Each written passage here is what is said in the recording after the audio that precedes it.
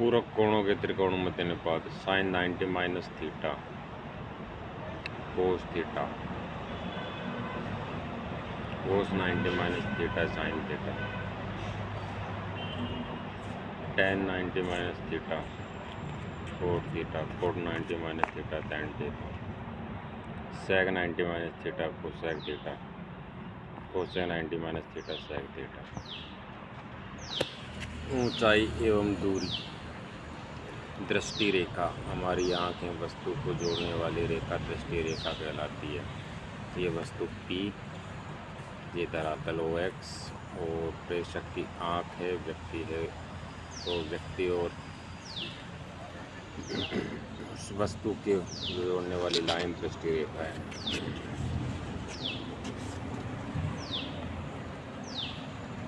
उन्नयन कोण दृष्टि रेखा का क्षैतिज के साथ बनाया गया कोण उन्नयन कोण कहलाता है। ये उन्नयन कोण है।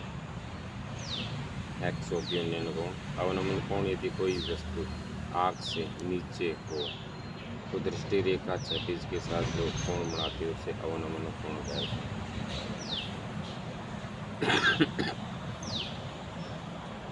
तो यहाँ पे आँख से कोई व्यक्ति ऊपर से नीचे देख रहा है, तो हम देखें पी के पास कोई आदमी खड़ा है और मान लो इस आँख के पास कोई चीज़ है तो उसको उन्नयन कोण बोलेंगे दृष्टि रेखा। और ओ के पास यदि आँख है और वस्तु यदि पी के ऊपर है तो क्षैतिज रेखा बिल्कुल सामने तो थीटा है और ये दोनों बराबर ही होंगे। एक्स डैश ऑफ पी ये क्या है बना अवनमन कोण। अवनमन कोण को उन्नयन कोण के बराबर मानकर हल करें। आंतरिक एकांतर कोण।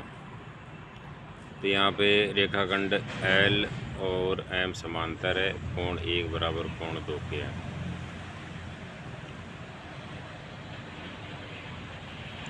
जब दो समांतर रेखाओं को एक तिर्यक रेखा काटती है तो दोनों रेखाओं के अंदर तिर्यक रेखा के विपरीत दिशा में बने कोण एकांतर कोण होते हैं, अर्थात कोण 1 बराबर कोण 2। ये वस्तु है, ये आँख है, अवनमन कोण थीटा है। क्षैतिज धरातल है, ये क्षैतिज रेखा है और नाव का अवनमन कोण थीटा और मछली का अवनमन कोण पूरा है। ये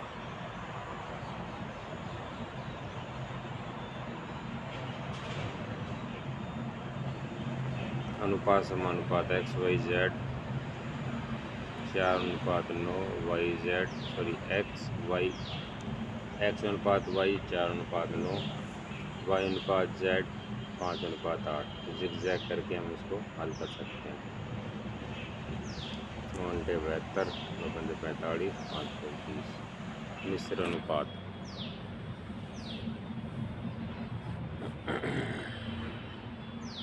एक बटा दो व 2/4 का 1/2 × 2/4 बराबर 1/4 मिश्र अनुपात। ए अनुपात B समानुपात C अनुपात D।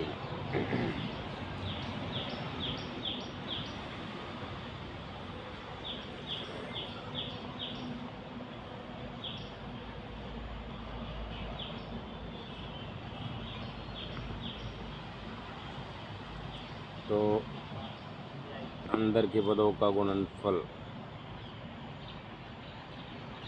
बाहर के पदों गुणन के बराबर होता है।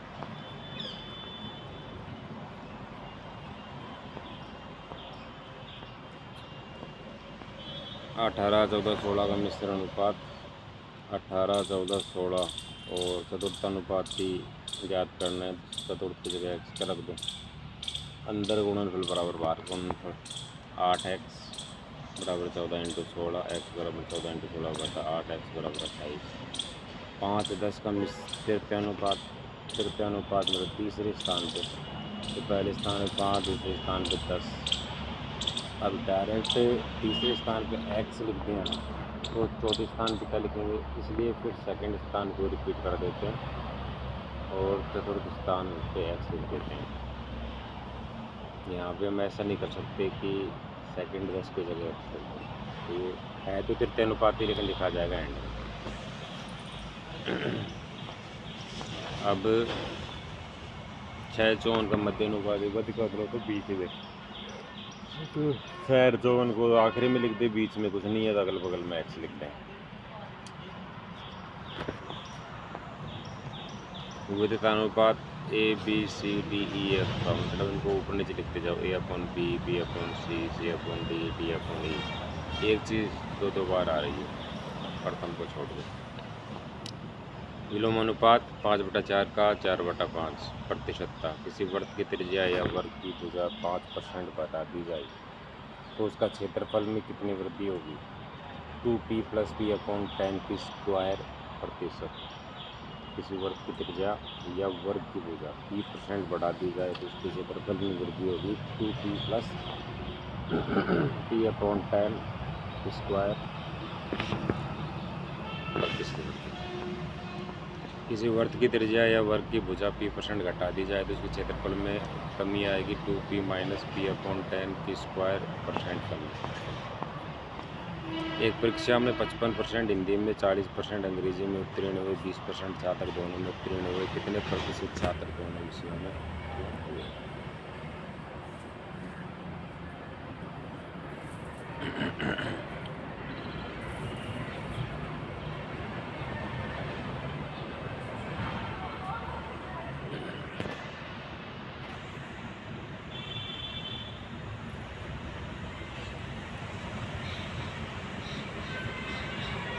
हिंदी में 55%, अंग्रेजी में 40%, टोटल मिलाकर 90%, दोनों पास 20%, प्रसिद्ध पास 70% और टोटल मिला के 100 होते हैं तो 100 में 75 निकाल दिया 50%। साधारण ब्याज P × T × R अपॉन 100। चक्रवर्ती ब्याज P × 1 + R upon 100 T - P। यदि ब्याज की दर अर्धवार्षिक हो तो दर आधी समय से गुना कर दिया जाता है। आधा वर्ष समय दिया गया तो दर को आधा कर दिया जाता है। P 2500, R 6%, टाइम 2.5 वर्ष, 2 वर्ष 6 माह। P × 1 + R upon 10 चुकाओ T - P 2500 × 1 + 6 upon 100 power 2, इसलिए 2 साल के लिए। अब आधे साल के लिए 1 प्लस दर आधी कर दे 3/100 की पावर 1 - 25 सोल्व कर देंगे। मूलधन P समान है, समय और अलग अलग है तो मिश्रधन भी अलग अलग होगा। अक्सर ये प्रश्न ऐसे आते हैं कि समान मूलधन कितने समय के लिए समान रेट से मिश्रधन कितना हो जाएगा, कितना गुना हो जाएगा, ऐसे सुनाते हैं। मूलधन P समय T1 तो मिश्रधन N1, मूलधन P समय T2 तो मिश्रधन मान लो N2 है। P तो सेम है, T अलग है, मिश्रधन अलग होगा तो N1 की पावर T2 और N2 की पावर T1। तो मतलब 1 और 2 अलग अलग आ रहे हैं समझ। गुणा पूछ रहा है तो एनी ब्रैकेट में होगा। P = P, T = T1, T = T2, R = R, R = R, A = A1, A = A2। इसका मतलब ये हुआ कि मूलधन समान, समय अलग अलग, दर अलग अलग, तो मिश्रधन भी अलग अलग होगा। A1 P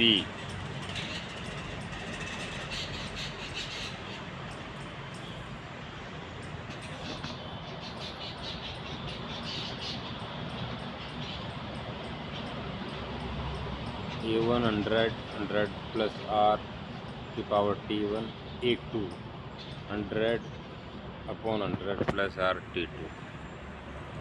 लाभ हानि साइकिल का विक्रय मूल्य 1800, हानि x%, विक्रय मूल्य 2200, लाभ x%। साइकिल का क्रय मूल्य 1800 + 2200/2, दोनों को जोड़ दो और 2 का भाग दे दो, मतलब दोनों विक्रय मूल्य को जोड़ दो, 2 का भाग दे दो, सही आंसर आ जाएगा।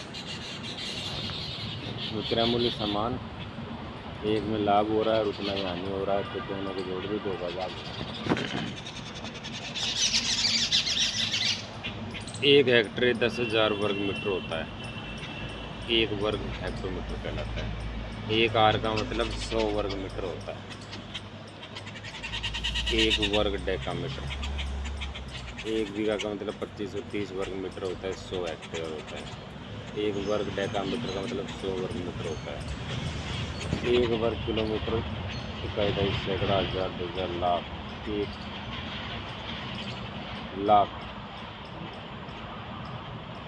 वर्ग मीटर होता है।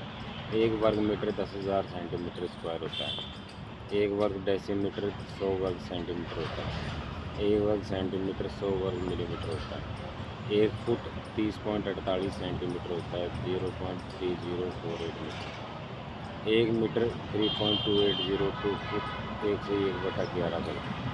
एक इंच 2.54 सेंटीमीटर होता है। एक मीटर 39.32 इंच होता है। एक मील 1.609 किलोमीटर होता है। एक किलोमीटर 0.6214 मील होता है।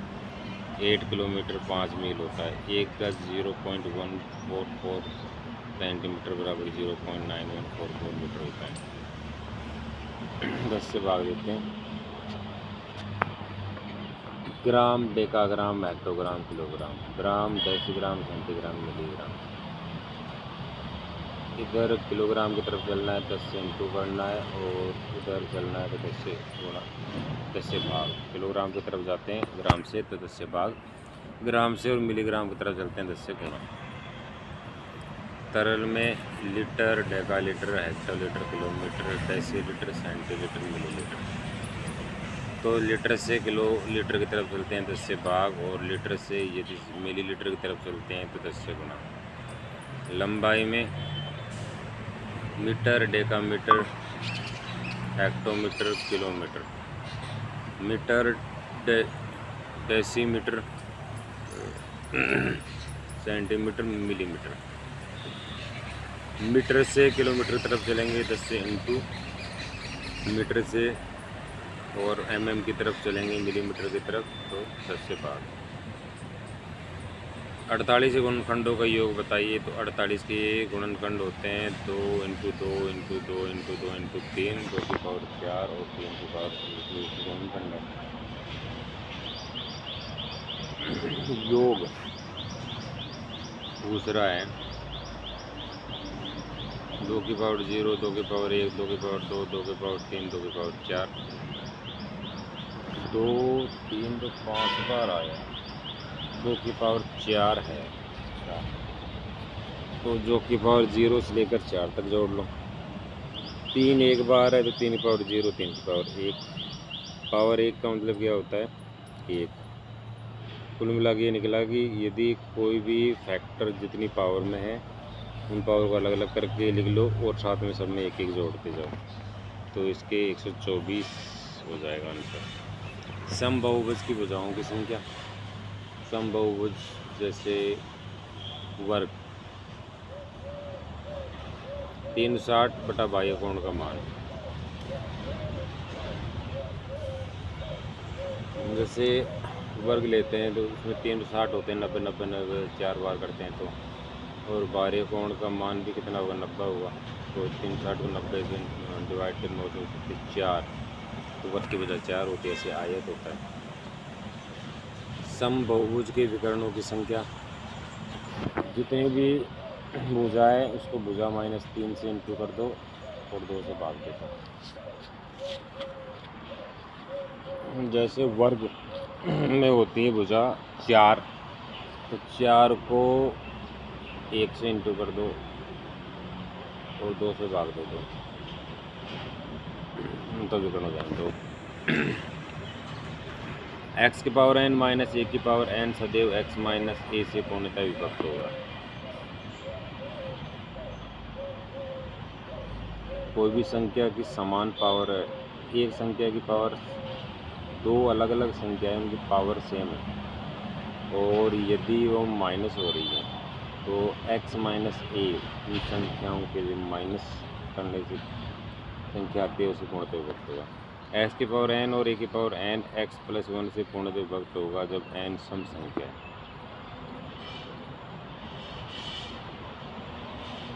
x + 1 से विभक्त होगा जब n सम संख्या।